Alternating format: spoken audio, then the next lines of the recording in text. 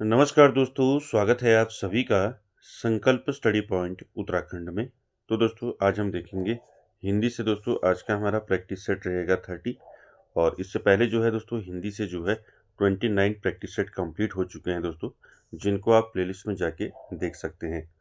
चलिए दोस्तों स्टार्ट करते हैं आज का सेशन और आप सभी लोग दोस्तों वीडियो की एंड तक जरूर बने रहें। चलिए पहला क्वेश्चन लेते हैं दोस्तों आज का और साथ ही साथ आप लोग आंसर करते हुए चलेंगे।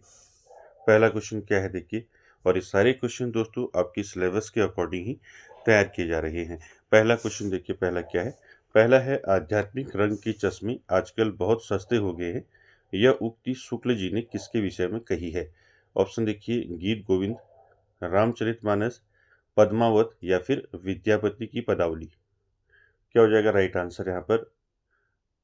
आध्यात्मिक रंग के चश्मे आजकल बहुत सस्ते हो गए हैं, यह उक्ति शुक्ल जी ने किसके विषय में कही है। तो राइट आंसर हो जाएगा पदावली के विषय में कही है। ठीक है, तो राइट आंसर हो जाएगा यहाँ पर डी ऑप्शन राइट हो जाएगा। विद्यापति की पदावली के विषय में कहा है। ठीक है, तो डी ऑप्शन राइट हो जाएगा फर्स्ट का। चलिए अगला क्वेश्चन देखते हैं, अगला क्या है। क्वेश्चन नंबर 2 में देखिए, क्वेश्चन नंबर 2 का आंसर कीजिए। क्वेश्चन नंबर 2 है दोस्तों, पृथ्वीराज रासो को अर्ध प्रमाणिक मानने वाले विद्वान हैं। तो आपको बताना है पृथ्वीराज रासो को जो है अर्ध प्रमाणिक मानने वाले विद्वान कौन है। ऑप्शन देखिए, हजारी प्रसाद द्विवेदी, आचार्य शुक्ल, श्याम सुंदर दास या फिर कर्नल टाट। तो दोस्तों यहाँ पर राइट आंसर क्या हो जाएगा।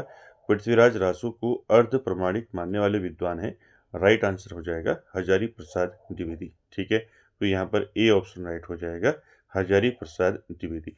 तो दोस्तों हजारी प्रसाद द्विवेदी के बारे में आप जानते हैं।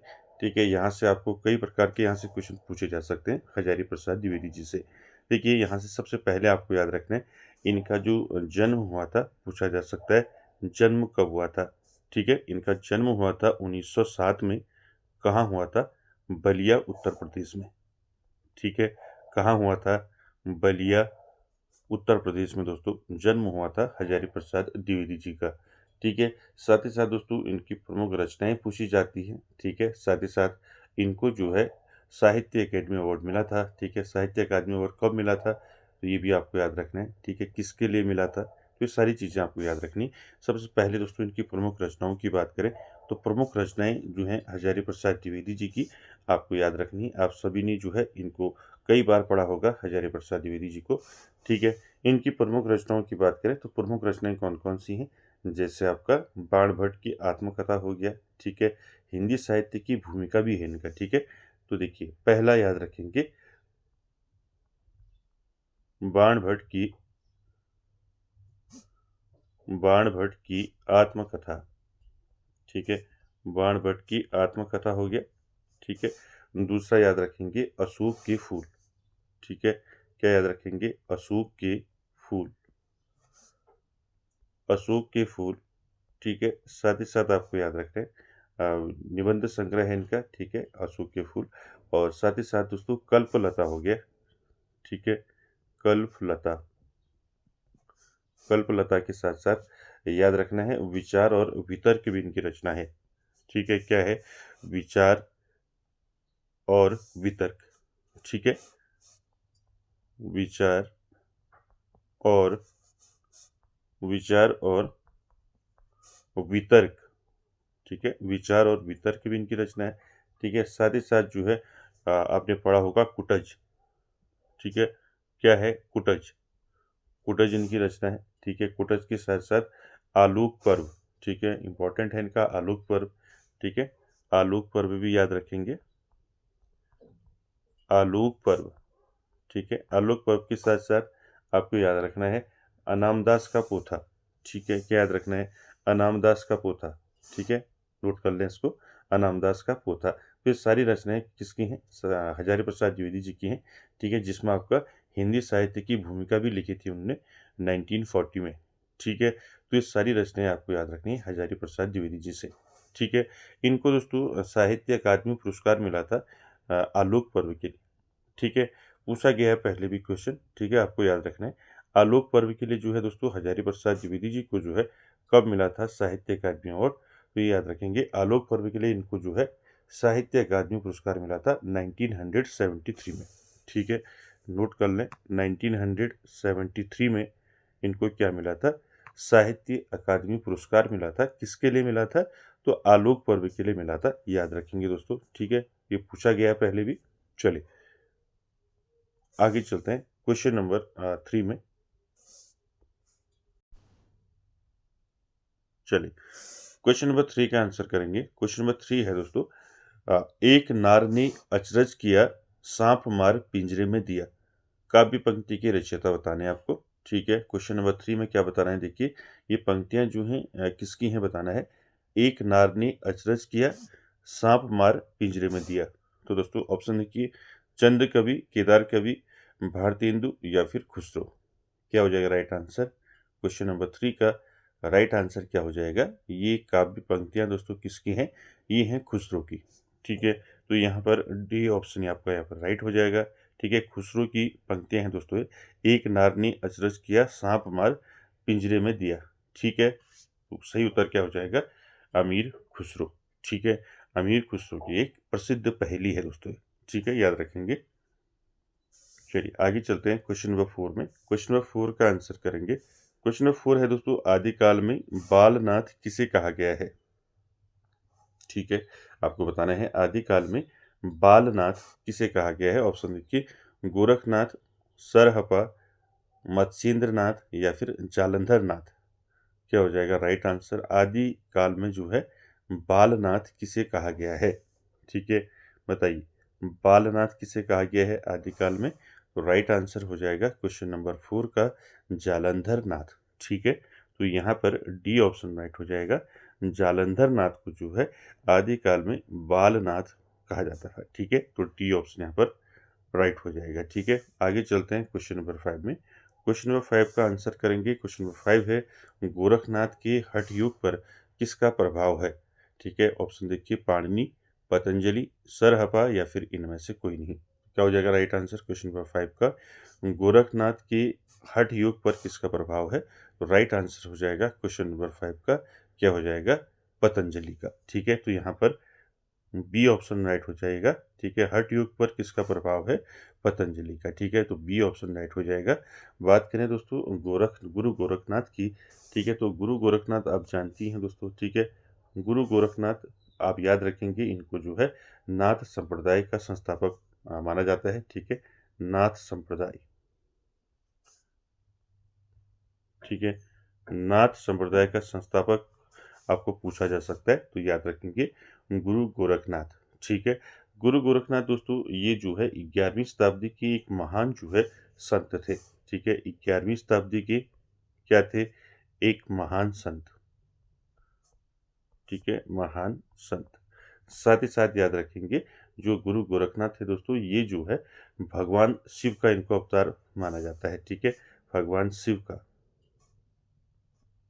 ठीक है, भगवान शिव का इनको जो है क्या माना जाता है, अवतार माना जाता है। ठीक है, याद रखेंगे।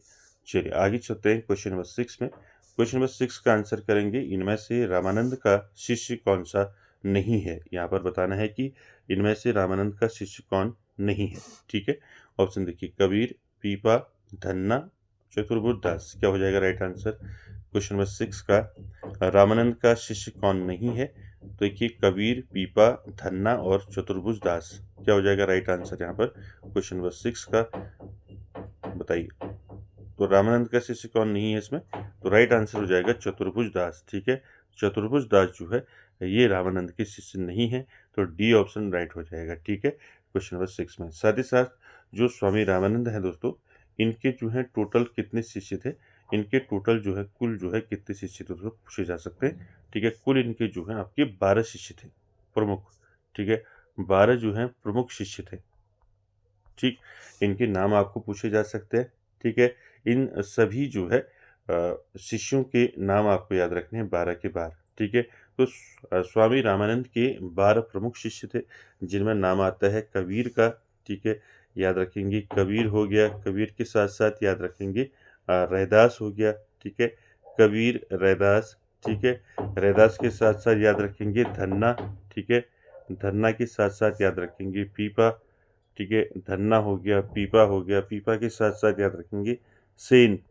ठीक है, याद रखेंगे सेन हो गया, सेन के साथ साथ याद रखेंगे सुखानंद, ठीक है, सुखानंद, सुखानंद के साथ साथ याद रखेंगे दोस्तों सुखानंद हो गया, ठीक है, और पद्मावती हो गया, ठीक है, पद्मावती, ठीक है, पद्मावती हो गया, पद्मावती के साथ साथ याद रखेंगे अब सुरसुरानंद, ठीक है, सुरसुरानंद हो गए, सुरसुरानंद, सुरसुरानंद हो गए, ठीक है, नोट रखेंगे सुरसुरानंद हो गया, ठीक है, नरहरियानंद हो गए, ठीक है। तो ये सारे जो है आपको याद रखने हैं दोस्तों, ठीक है।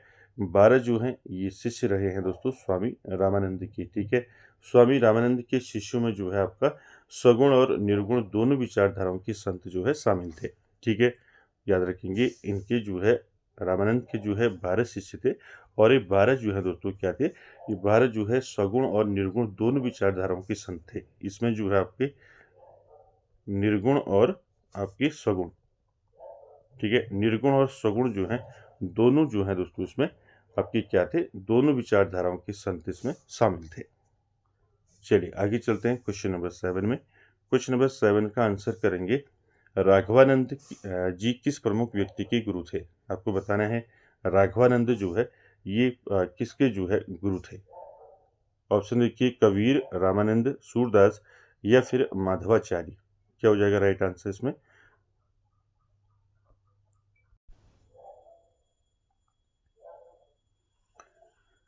तो क्या हो जाएगा इसका राइट आंसर, राघवानंद जी किस प्रमुख व्यक्ति के गुरु थे। तो 7 का दोस्तों राइट आंसर क्या हो जाएगा, ये रामानंद के गुरु थे दोस्तों, ठीक है।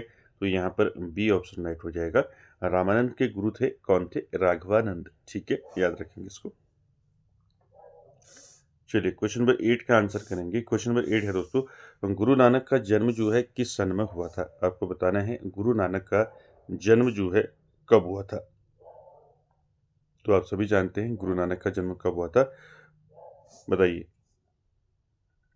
गुरु नानक का जन्म हुआ था आपका 1469 में, 1469 में जो है जन्म हुआ था दोस्तों किसका, गुरु नानक का, ठीक है। यहाँ पर सी ऑप्शन राइट हो जाएगा। गुरु नानक का जन्म कब हुआ था, 1469 में हुआ था, ठीक है, याद रखेंगे, पूछा भी जाता है। और कार्तिक पूर्णिमा के दिन हुआ था, ठीक है, कार्तिक पूर्णिमा के दिन जन्म हुआ था दोस्तों किसका, गुरु नानक जी का, ठीक है। साथ ही साथ दोस्तों याद रखेंगे कहाँ हुआ था, अगर पूछा जाएगा तो कहाँ हुआ था, तलवंडी हुआ था, तलवंडी, ठीक है। कहाँ हुआ था गुरु नानक जी का जन्म, तलवंडी में हुआ था, ठीक है। तलवंडी जो है दोस्तों ये कहाँ स्थित है, ये पाकिस्तान के लाहौर के पास में स्थित है, ठीक है, पाकिस्तान की लाहौर में, ठीक है, पाकिस्तान के लाहौर के पास, ठीक है, लाहौर के पास स्थित है आपका तलवंडी। यही दोस्तों जन्म हुआ था किसका, गुरु नानक जी का, ठीक है। कब हुआ था, 1469 में, ठीक है। चलिए आगे चलते हैं क्वेश्चन नंबर 9 में। क्वेश्चन नंबर 9 का बताना है दोस्तों, समाधि जोग ग्रंथ किस संत कवि की रचना है। आपको बताना है समाधि जोग ग्रंथ, ठीक है, ये किस संत कवि की रचना है। ऑप्शन देखिए रैदास, मलुकदास, दादू दयाल या फिर हरिदास निरंजनी। क्या हो जाएगा राइट आंसर, समाधि जोग ग्रंथ किस संत कवि की रचना है। तो राइट आंसर हो जाएगा 9 का दोस्तों क्या हो जाएगा, हरिदास निरंजनी, ठीक है। तो डी ऑप्शन यहाँ पर राइट हो जाएगा, ठीक है। हरिदास निरंजनी जो है एक भारतीय संत कवि थे दोस्तों ये, ठीक है। तो राइट आंसर डी हो जाएगा। चलिए अगला क्वेश्चन देखिए, क्वेश्चन नंबर 10। क्वेश्चन नंबर 10 का आंसर करेंगे सुखमणि के रचयिता कौन है, ठीक है। आपको क्वेश्चन नंबर 10 में बताना है सुखमणि, ठीक है। तो सुखमणि जो है ये किसने लिखा है, ठीक है, रचयिता कौन है।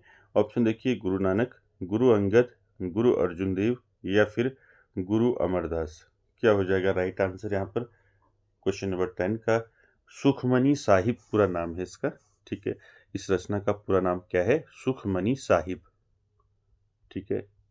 सुखमणि साहिब जो है इसको किसने लिखा है दोस्तों, राइट आंसर हो जाएगा गुरु अर्जुन देव, ठीक है। तो यहाँ पर सी ऑप्शन राइट हो जाएगा, गुरु अर्जुन देव ने लिखा है दोस्तों सुखमणि साहिब, ठीक है।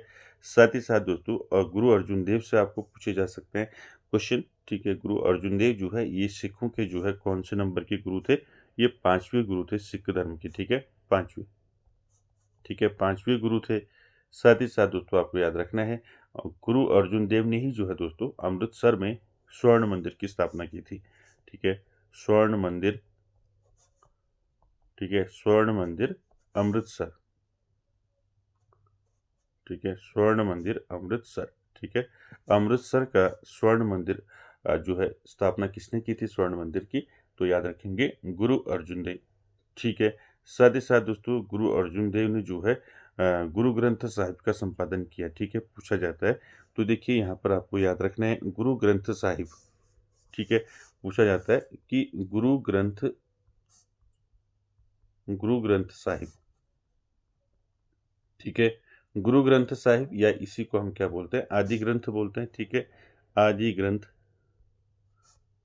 ठीक है, आदि ग्रंथ, तो इसका संपादन किसने किया, तो गुरु ग्रंथ साहिब या आदि ग्रंथ का जो संपादन किया किसने किया, ये किया और गुरु अर्जुन देव ने। ठीक है, कब किया अगर पूछा जाएगा तो आदि ग्रंथ का जो संपादन किया था अर्जुन देव ने कब किया था, 1604 में। ठीक है, कब किया था, 1604 ईस्वी में किया था। ठीक है, तो सारे फैक्ट आपको याद रखने हैं गुरु अर्जुन देव से। ठीक है, चलिए आगे चलते हैं क्वेश्चन नंबर 11 में।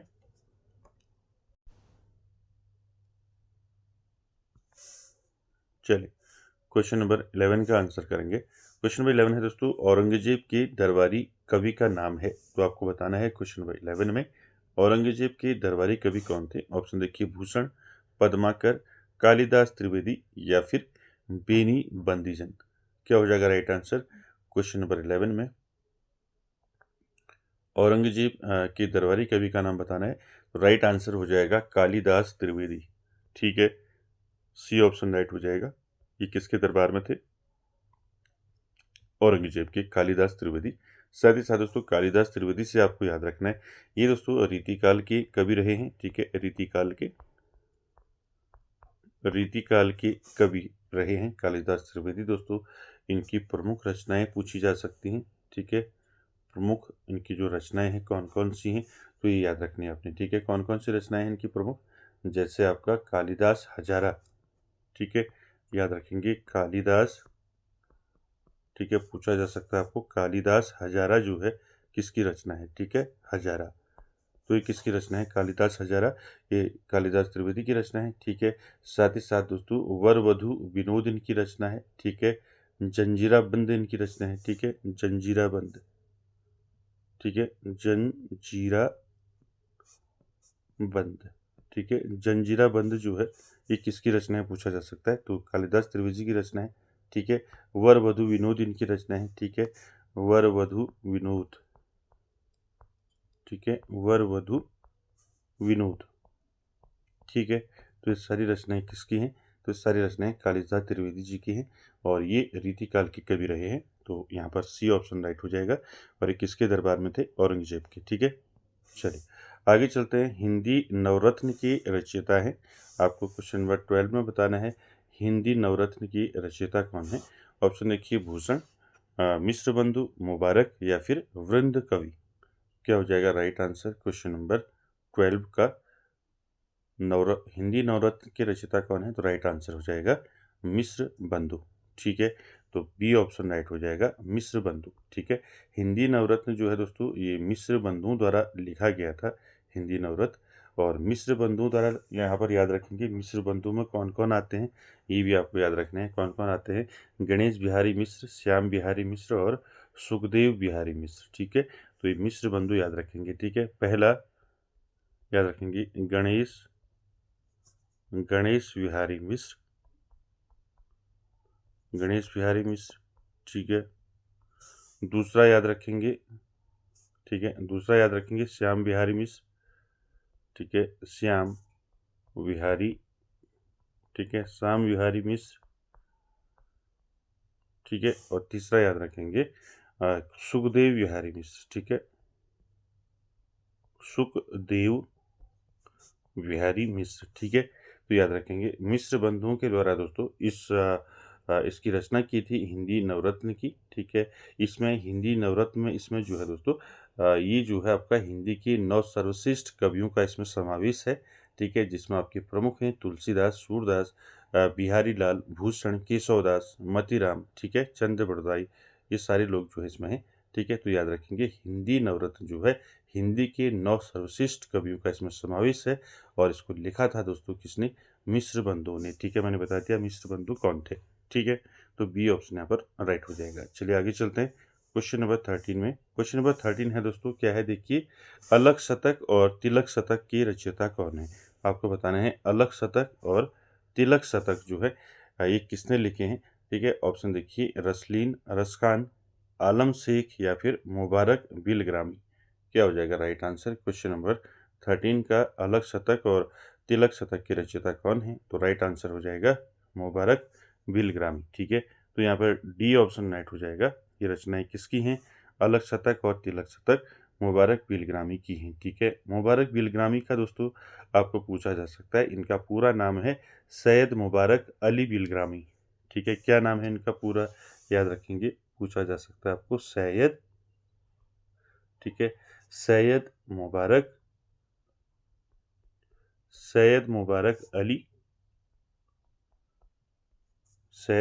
अली बिलग्रामी, ठीक है,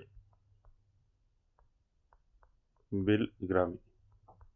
तो ये पूरा नाम है दोस्तों मुबारक बिलग्रामी का, तो इसको याद रखेंगे, ठीक है। साथ ही साथ दोस्तों ये ब्रज भाषा के कवि रहे हैं, ठीक है, और श्रृंगार रस के कवि थे मुबारक बिलग्रामी। तो यहाँ पर आपका डी यहाँ पर राइट आंसर हो जाएगा, ठीक है। तो साथ ही साथ इनका जन्म आपको पूछा जा सकता है, ठीक है, कहाँ हुआ था पूछा जा सकता है। तो सैयद मुबारक अली बिलग्रामी का जो जन्म हुआ था, इनका हुआ था 1640 में। इनका जन्म हुआ था कहाँ? हरदोई, उत्तर प्रदेश में, ठीक है। यूपी में यानी कि उत्तर प्रदेश में ही इनका जन्म हुआ था, ठीक है। और ये ब्रज भाषा के कवि रहे हैं दोस्तों, याद रखेंगे। चलिए अगला क्वेश्चन देखिए, विरह वारिस किसकी रचना है? 14 में बताइए विरह वारिस। तो विरह वारिस किसकी रचना है? ऑप्शन देखिए, आलम, रसलीन, बोधा या फिर मुबारक। क्या हो जाएगा राइट आंसर? क्वेश्चन नंबर 14 में विरह वारिस किसकी रचना है? तो 14 का दोस्तों राइट आंसर हो जाएगा विरह वारिस रचना है दोस्तों बोधा की, ठीक है। तो यहाँ पर सी ऑप्शन राइट हो जाएगा बोधा, ठीक है। बोधा दोस्तों ये हिंदी साहित्य के रीतिकाल के कवि है, ठीक है। और साथ ही साथ जो है इनकी रचनाएं पूछी जाती हैं। बोधा जो है रीतिकाल के कवि थे, ठीक है, रीतिकाल, ठीक है, रीतिकाल के कवि थे। इनकी प्रमुख रचनाओं की बात करें, ठीक है, इनकी प्रमुख रचनाओं की अगर हम बात करें, प्रमुख रचनाएं तो कौन कौन सी हैं बोधा की प्रमुख रचनाएं, ठीक है। जैसे आपको मैंने बताया था प्रमुख रचनाओं में इनकी प्रमुख रचना है इश्कनामा, ठीक है। पूछ लिया जाएगा इश्कनामा किसकी रचना है, ठीक है, इश्कनामा इनकी रचना है। साथ ही साथ विरह वारिस हो गया, ठीक है। और साथ ही साथ इनकी रचना है बारहमासी, ठीक है। क्या है?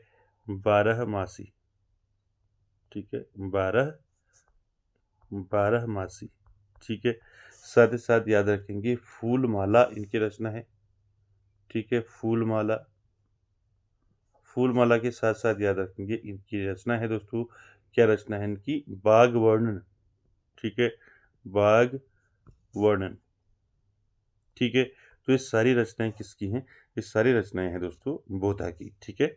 चलिए आगे चलते हैं क्वेश्चन नंबर 15 में। 15 का आंसर करेंगे। 15 है दोस्तों, कवि कुल कंठाभरण की रचयिता कौन है? चलिए आंसर कीजिए, कवि कुल कंठाभरण, ठीक है। कवि कुल कंठाभरण जो है ये किसकी रचना है? ऑप्शन देखिए, आलम, मतीराम, दुल्ह कवि या फिर सेनापति। क्या हो जाएगा राइट आंसर दोस्तों? यहाँ पर कवि कुल कंठाभरण की रचयिता कौन है? क्वेश्चन नंबर 15 का आंसर करना है आपने। राइट आंसर क्या हो जाएगा बताइए? कवि कुल कंठाभरण की रचयिता है दोस्तों कौन है? तो दुल्ह कवि हैं, ठीक है। तो यहाँ पर आपका सी ऑप्शन राइट हो जाएगा, दुल्ह कवि, ठीक है, ठीक है। साथ ही साथ ये दुल्हा कवि कौन थे दोस्तों? अभी ऊपर मैंने बताया था आपका, जो कालिदास त्रिवेदी थे दोस्तों उनके क्या थे? पौत्र थे, ठीक है। कौन थे? कालिदास, ठीक है, कालिदास त्रिवेदी के जो ऊपर बताया था मैंने आपको, कालिदास त्रिवेदी के क्या थे? पौत्र थे, ठीक है, पौत्र यानी कि पोते थे कालिदास त्रिवेदी के दुल्हा कवि, ठीक है। साथ ही साथ दोस्तों कवि कुल कंठाभरण जो है, जो ने रचना की है, ये जो है एक क्या है, अलंकार ग्रंथ है। ठीक है, क्या है, एक अलंकार ग्रंथ है। ठीक है, याद रखेंगे इसको। चल आगे चलते हैं क्वेश्चन नंबर 16 में। 16 में बताना है दोस्तों आपको द्रोण पर्व जो है किसकी रचना है। 16 में बताना है द्रोण पर्व जो है ये किसकी रचना है। देव कवि की है, लाल कवि की है, कुलपति मिश्र की है या फिर पद्माकर की है। तो राइट आंसर क्या होगा 16 का, द्रोण पर्व जो है ये किसकी रचना है। तो राइट आंसर क्या हो जाएगा दोस्तों इसका, तो क्या हो जाएगा इसका राइट आंसर, द्रोण पर्व जो है ये किसकी रचना है। तो 16 का राइट आंसर हो जाएगा।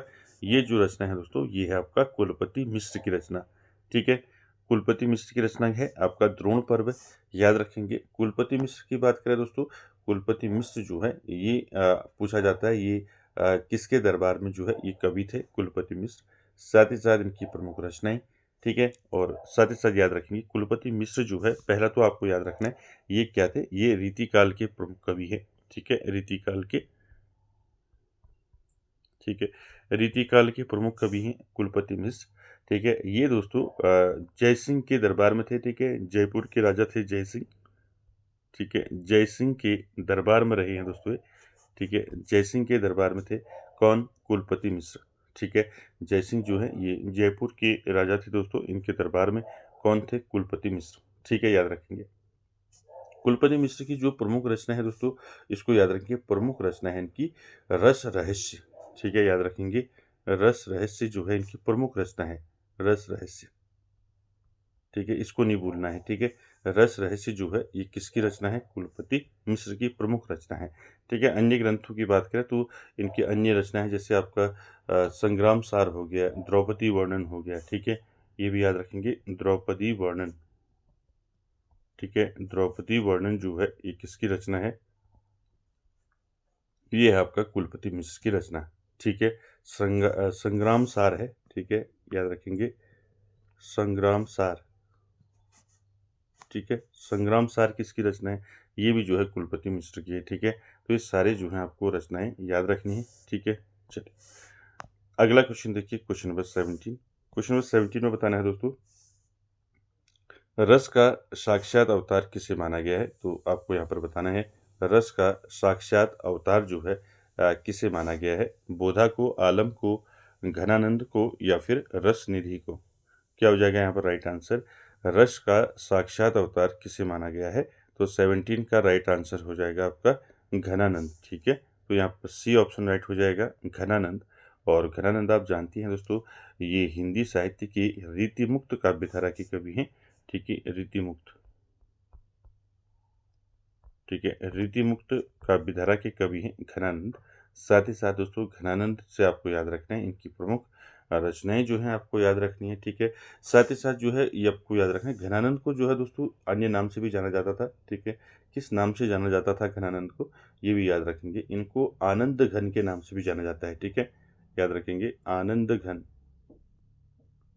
ठीक है, ये भी आपको याद रखना है, इनको जो है आनंद घन के नाम से भी जाना जाता है। ठीक है, साथ ही साथ दोस्तों प्रमुख रचनाओं की बात करें तो घनानंद की जो प्रमुख रचनाएं हैं, ठीक है, प्रमुख रचनाएं कौन कौन सी हैं घनानंद की, मैंने आपको सभी बता रखी हैं। जैसे आपका सुजान सार हो गया। ठीक है, सुजान सार। ठीक है, सुजान सार किसकी रचना है, घनानंद की है, सुजान सार हो गया। ठीक है, सुजान सार के साथ याद रखें सुजान हित। ठीक है, तो मैंने आपको बताया था सुजान हित। ठीक है, सुजान हित किसकी रचना है, ये घनानंद की रचना है सुजान हित। ठीक है, सुजान हित के साथ साथ याद रखेंगे प्रेम पत्रिका। ठीक है, इन्हीं की रचना है प्रेम पत्रिका। ठीक है, प्रेम पत्रिका हो गया। प्रेम पत्रिका के साथ साथ याद रखेंगे इनकी रचना है कृपाकंद। ठीक है, कृपाकंद, कृपाकंद भी इनकी रचना है। तो ये सारी रचनाएं याद रखेंगे। ठीक है, किसकी है, घनानंद की। ठीक है, चलिए आगे चलते हैं क्वेश्चन नंबर 18 में। क्वेश्चन नंबर 18 का आंसर करेंगे, सुख सागर तरंग के रचनाकार हैं। 18 में बताना है सुख सागर तरंग के रचनाकार कौन है। ऑप्शन देखिए, मतीराम, देव कवि, भूषण या फिर भिखारी दास। क्या हो जाएगा राइट आंसर यहाँ पर, क्वेश्चन नंबर 18 में बताना है सुख सागर तरंग के रचनाकार कौन है। तो राइट आंसर हो जाएगा दोस्तों इसका, क्या हो जाएगा, देव कवि। ठीक है, बी ऑप्शन राइट हो जाएगा। देव कवि की रचना है दोस्तों सुख सागर तरंग। ठीक है, देव कवि की बात करें, देव कवि की, महाकवि देव की, तो दोस्तों आप जानती हैं ये रीतिकाल के कवि हैं। ठीक है, रीतिकाल के। साथ ही साथ याद रखना है महाकवि देव जो हैं इनका पूरा नाम पूछा जाता है देव कवि का, तो इनका पूरा नाम याद रखेंगे। क्या था इनका पूरा नाम, बताइए। इनका पूरा नाम था दोस्तों देव कवि का, क्या था, देवदत्त द्विवेदी था। ठीक है, क्या था, देवदत्त देवदत्त द्विवेदी। ठीक है, तो आपको याद रखना है इनका जो मूल नाम था, पूरा नाम जो इनका था वो क्या था, मूल नाम देवदत्त द्विवेदी इनका नाम था दोस्तों। ठीक है, महाकवि देव का। इनका जन्म भी याद रखेंगे। ठीक है, इनका जन्म हुआ था 1673 में, 1673 में इनका जन्म हुआ था दोस्तों। कहाँ हुआ था, उत्तर प्रदेश में। ठीक है, इटावा उत्तर प्रदेश में इनका जन्म हुआ था। ठीक है, साथ ही साथ दोस्तों जो महाकवि देव हैं इनकी प्रमुख रचनाएं आपको याद रखनी है। ठीक है, तो ये देखिए जो महाकवि देव है इनकी प्रमुख रचनाएं यहाँ पर आपको नोट कर लेनी है। पहले याद रखेंगे, सबसे पहले भाव विलास। ठीक है, भाव विलास। ठीक है, भाव विलास जो है ये किसकी रचना है, देव कवि की है। ठीक है, भाव विलास हो गया, भवानी विलास हो गया। ठीक है, भवानी भवानी विलास। ठीक है, भवानी विलास के साथ साथ आपको याद रखना है दोस्तों कुशल विलास, रस विलास। ठीक है, रस विलास, रस विलास। ठीक है, रस विलास के साथ साथ याद रखना है कुशल विलास। ठीक है, कुशल विलास। कुशल विलास के साथ साथ याद रखना है दोस्तों सुख सागर तरंग, जो भी क्वेश्चन में है आपका, सुख सागर तरंग हो गया, प्रेम तरंग हो गया। ठीक है, प्रेम तरंग। ठीक है, प्रेम तरंग के साथ साथ आपको याद रखना है काव्य रसायन। ठीक है, काव्य रसायन, काव्य रसायन। तो ये सारी रचनाएं किसकी हैं, महाकवि देव की हैं दोस्तों। ये सारी रचनाएं आपको याद रखनी है। ठीक है, चलिए अगले क्वेश्चन पे चलते हैं। क्वेश्चन नंबर 19, इसमें आंसर करना है गंगा लहरी किसकी रचना है, बताना है गंगा लहरी। चलिए आंसर कीजिए, गंगा लहरी किसकी रचना है, मतीराम की है, पद्माकर की है, ठाकुर की है, या फिर बोधा की है। क्या हो जाएगा राइट आंसर यहाँ पर क्वेश्चन नंबर 19 का।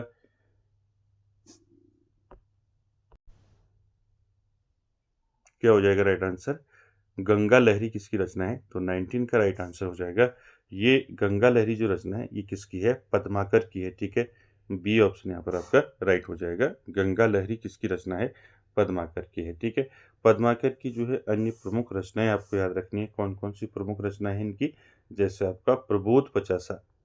ठीक है, क्या है, पहला प्रबोध। ठीक है, प्रबोध पचासा। ठीक है, प्रबोध पचासा। ठीक है, साथ ही साथ याद रखेंगे इनकी रचना है गंगा लहरी हो गया। ठीक है, और साथ ही साथ इनकी रचना है दोस्तों, कौन सी रचना है, पद्माभरण इनकी रचना है, पद्माभरण।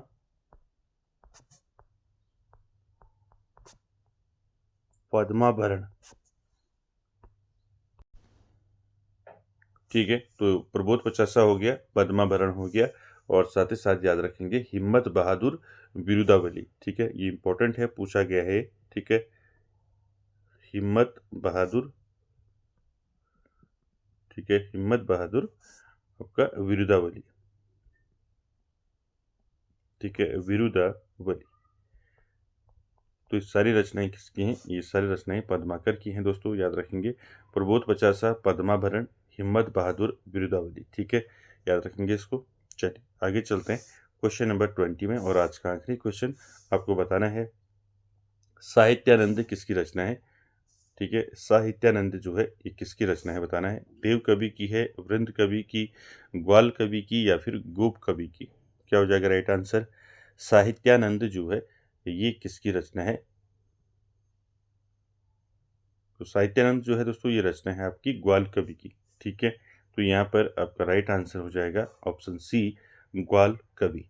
ग्वाल कवि दोस्तों आपको याद रखना है ये रीतिकाल के कवि रहे हैं ग्वाल कवि, और इनकी प्रसिद्ध रचनाएं आपको याद रखनी है। ग्वाल कवि की क्या है, प्रसिद्ध रचनाएं इनकी जो है आपको याद रखनी है, जैसे आपका रसिकानंद इनकी रचना है, रसिका रसिकानंद, ठीक है, रसिकानंद इसकी रचना है, ठीक है। साहित्यानंद हो गया, और रस रंग भी इनकी रचना है, रस रंग, ठीक है। रस रंग के साथ साथ इनकी रचना है दोस्तों कवि दर्पण, ठीक है। पूछा जाएगा आपको कवि दर्पण जो है किसकी रचना है, तो कवि दर्पण भी जो है ग्वाल कवि की ही रचना है, ठीक है, कवि दर्पण, ठीक है। अब प्रस्तार प्रकाश भी इनकी रचना है, प्रस्तार प्रकाश, ठीक है।